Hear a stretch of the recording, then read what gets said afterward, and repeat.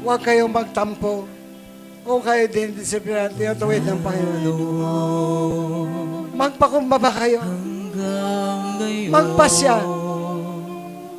Ang inyong pananalig ay makita sa inyong mga buhay. Magpasya na sumunod sa salita ng Diyos. Magpasya na maging tapat sa Diyos. Magpasya na maglingkod sa Diyos. Huwag kayong magbaliwala.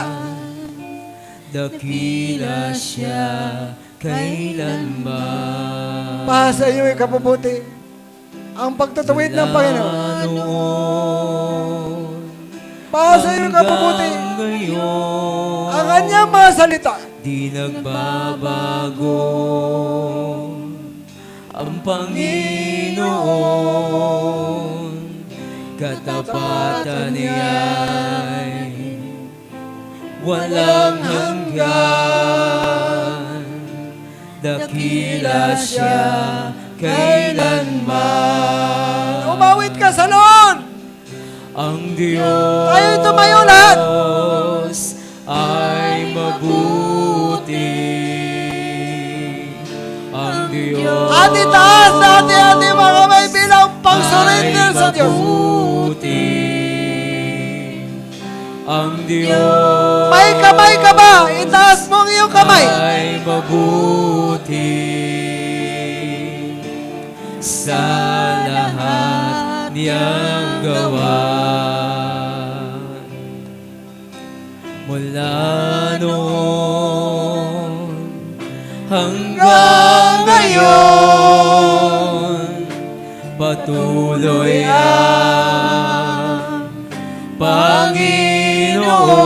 Panginoon, nagpapatawad, nagmamahal, Nagpapatawad, nagmamahal ang Diyos. tagapagligtas ng lahat. Ang Diyos ay mabuti. Ang Diyos ay mabuti. Ang Diyos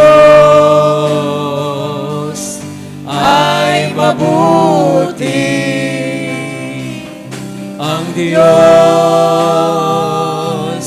ay mabuti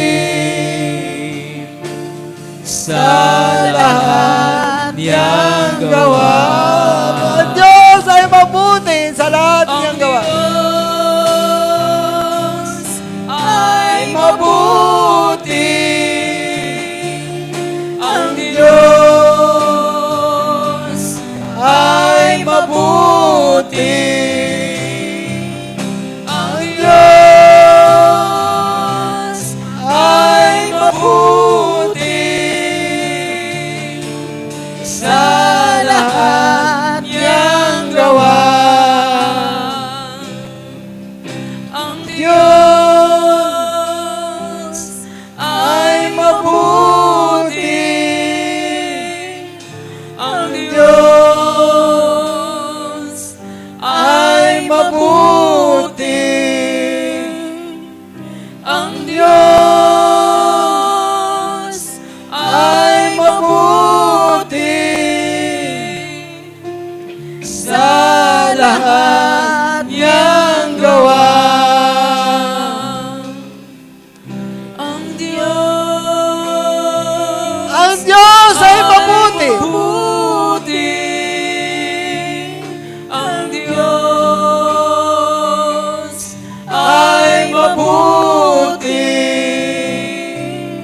Ang Diyos ay mabuti sa lahat niyang gawa. Ang Diyos ay mabuti. Ang Diyos ay mabuti. Ako po'y manalangin. Sumunod ka sa maiksing panalangin ng pagsuko ng buhay sa Diyos. Ang sabi sa 1 John 1:9, o ipapahayag natin ang ating kasalanan tapat ang Diyos, matuwid ang Diyos na tayo patawarin. Kung hindi natin ipahayag ang ating kasalanan, hindi tayo patatawarin ng Diyos. Kailangan ipahayag natin ang ating mga kasalanan sa Diyos na buhay. Ako po'y manalangin. Sumunod kayo sa maiksing panalangin ng pagsuko ng buhay sa Diyos. Paghihin ang tawad sa Diyos. Sabihin po natin, Panginoong Hesus, patawad po sa pakiapid. Patawad po sa pangalan niya. Patawad po sa kayabangan. Patawad po sa pag-iimbot. Patawad po sa pagsisinungaling. Patawad po sa pride ko. Patawad po sa kawalan ko ng katapatan sa Diyos. Patawad po sa paglaban ko sa Diyos.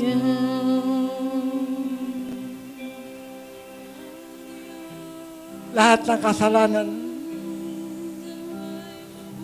surrender niyo sa Panginoon. Huwag niyo hayaan sa mga ito na nandiyan pa rin yan sa puso niyo. Iyon sa Diyos ang tawad yung matigas na puso. Magkaroon kayo ng pusong malambot. Pusong mapagpakumbaba.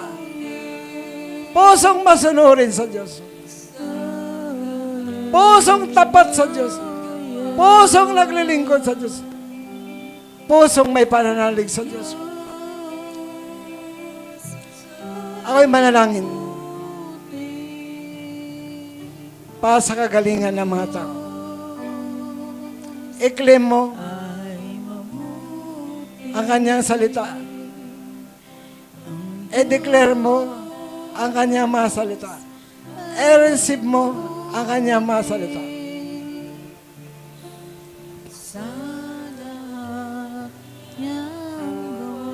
Father in heaven, lumalapit ako sa iyo na mayroong pagpakumbabang puso. Ang mga taong naligtas dahil nagsisi sa kasalanan, pagpalain mo sila lahat. Pagpalain mo kami lahat. Bigyan mo kami ng maraming binhi, maraming tinapay, maraming pang-alay, maraming panghandog. Kiniklaim namin ang pangako mo kay Abraham. Galatians chapter 3, verse 13, verse 14. Na pagpapala. Ito'y pangako mo at ito'y tutuparin mo, Panginoon. Dahil ang salita mo'y katotohanan. At ang Holy Ghost na pangako mo, makamitin sa pamamagitan ng pananalig kay Kristo Jesus. Yung John 10:10, yung buhay sa langit, buhay na masaganang lubos sa lupa. Abundant blessing, kiniklaim namin. Nireceive namin. Kung ikaw may pananalig, naintindihan mo dapat. I-receive mo, i-claim mo. In Jesus' mighty name. In Jesus' name. In Jesus' name.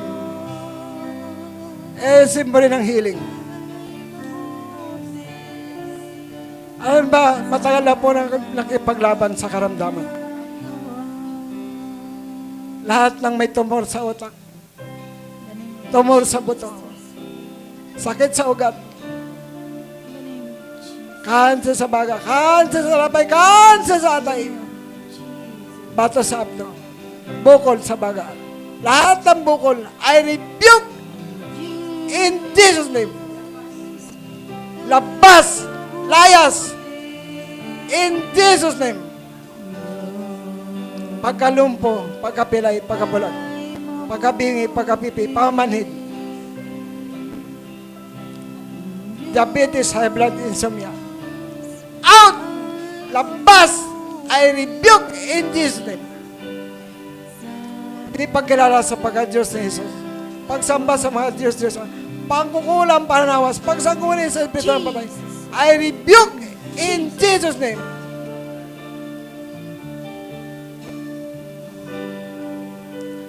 In Jesus' name. Lord, hindi ko ang deliverance. Ang miracle mo, sa pamagitan ng pagsisisi at pagtalikod sa kasalanan, magkaroon kami Lord ng deliverance. Pagpalain mo rin ang bansa namin. Bigyan mo ng karoon namin Supreme Court. Yung 24 na senador. Alisin mo Lord yung pagkabahabahagi. Alisin mo yung mga fake news. Kasinungalingan. Pagnanakaw sa pera ng kaban ng bayan. Hindi ko Lord ang kalayaan sa aming bansa.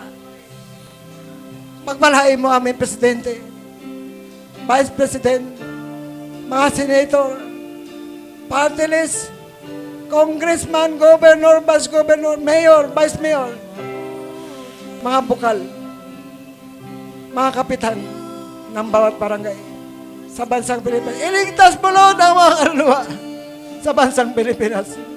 Hindi ko Lord ang deliverance. I rebuke in Jesus' name lahat ng kasalanan sa bansang Pilipinas. Akin sinasaway, pinapalas, labas, layas in Jesus' name. Ang karunungan, ipagalo mo sa bansa mo. Salamat po, Lord, sa umaga ito. Sa pagtugon mo na ang panalangin. Ito po aking dalangin na may panampalataya para sa kaligtasan ng bansang Pilipinas. Para sa kagalingan ng mga tao. Para sa himala po para sa mga tao. Ang miracle service. Sunday service. Kumilos ka o Diyos sa buhay ng bawat sa. Salamat po. Sa pagpapala mo, namin tinanggap sa mga ito. Sa mga blessing mo, namin tinanggap sa mga ito. Pagpalain mo yung mga may trabaho, i-bless mo ka ng trabaho, ang promotion, i-bless mo, i-promote mo ang bawat sa. Lahat ng tapat sa iyo, i-promote mo, Lord. At magkaroon ng mga testimony sa healing. Magkaroon ng mga testimony sa mga promotion. Magkaroon ng mga testimony sa pag-unlad. I-receive mo na ang pangpala ng Diyos darating sa iyong sambahayan. I-receive mo na ang pangpala ng Diyos ay darating sa iyong sambahayan. Receive. I-claim mo. In Jesus' name. In Jesus' name. Lahat ay magsabi ng Amen. Amen. Amen. Amen.